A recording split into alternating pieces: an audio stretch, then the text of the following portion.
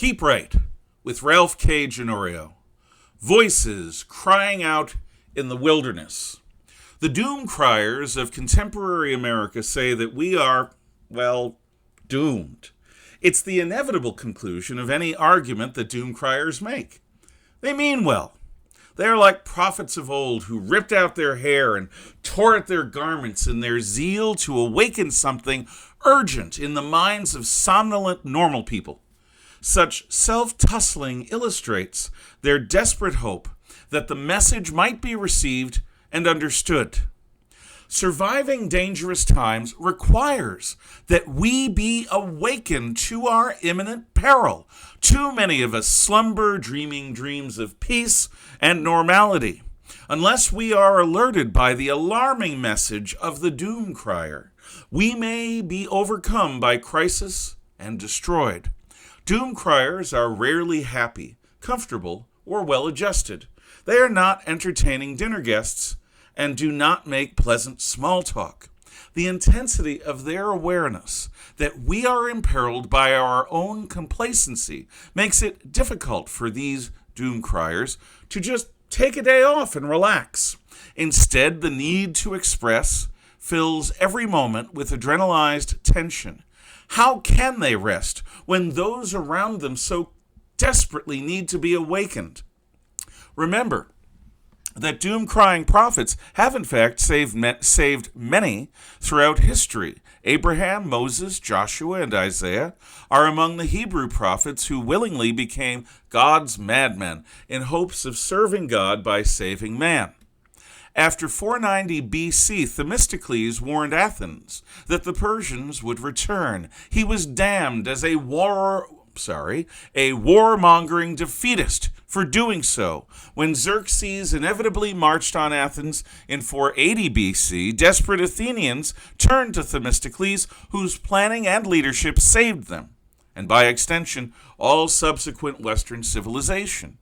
Winston Churchill walked the same path during the 1930s when he cried out in the political wilderness that Hitler's National Socialists would lead Germany against Britain in another war. Like the famous Greek, when the Nazis came, it was Churchill who was entrusted with guiding Britain through the world crisis. Significantly, both visionary leaders were cast back into obscurity when the crises passed. Themistocles was ostracized as a Persian spy, and ironically, the man who had stopped the Persians spent his last years as a Persian satrap. In 1945, Churchill was voted out of office between the defeats of Germany and Japan. Apparently, both prophetic war leaders were too edgy to be trusted in peacetime. Because they are so often too loud and overly dramatic social misfits, it's easy to call doom criers delusional, cranks, and shut them out. The problem with such smug complacency is that if what the doom criers are warning against is real, it is deadly in the face of genuine crisis and calamity. By the time that the peaceable normal people escape the shock and trauma induced by the demolition of their safe and cozy illusion, it is too late. How many innocents will die, and how much innocence will be destroyed in the initial breaking of the crisis upon the world? Bad people with a plan can accomplish much evil in the face of a shocked and slowly awakening opponent. Edmund Burke's famous axiom is absolutely true. The only thing necessary for the triumph of evil is for good men to do nothing.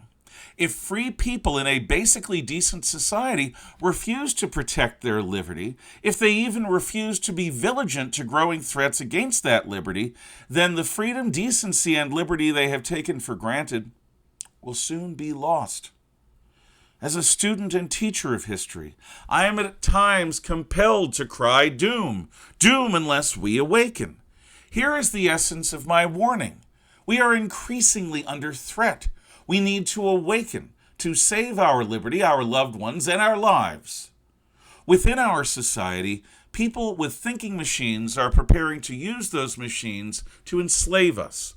These technomancers think that they are doing this for our own good as they make for us a better world.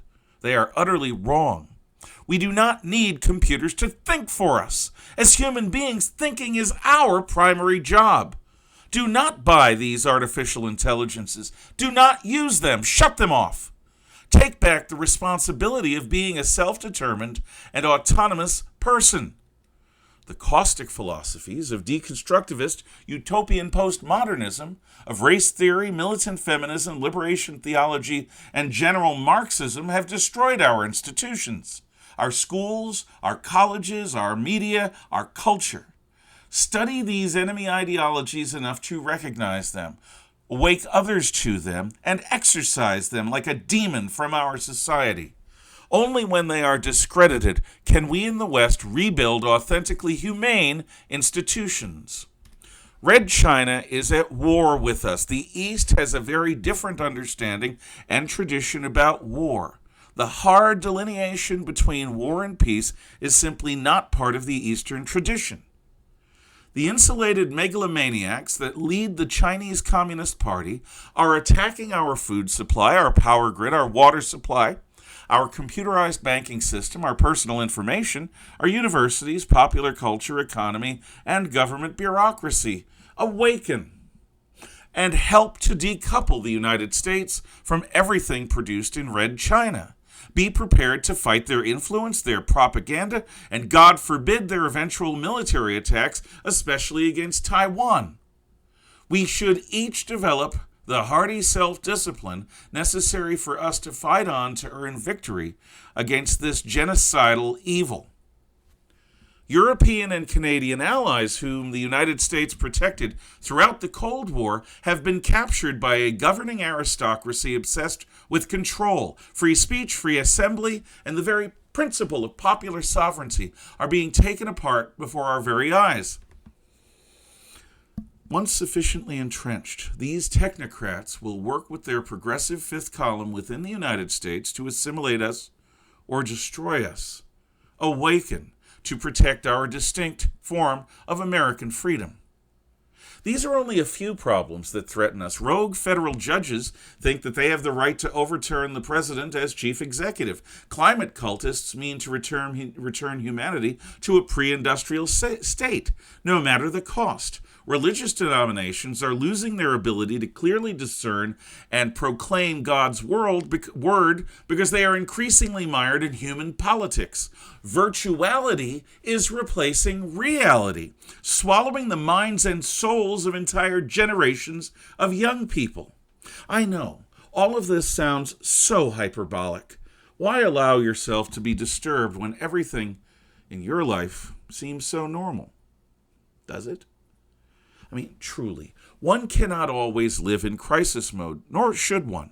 We must be for life more than we are against death. We should build lives that are worth living. Each of us should be more in joy than in fear. God gave us the Sabbath as a reminder that we are not just here to be swallowed in a sea of tasks that need doing.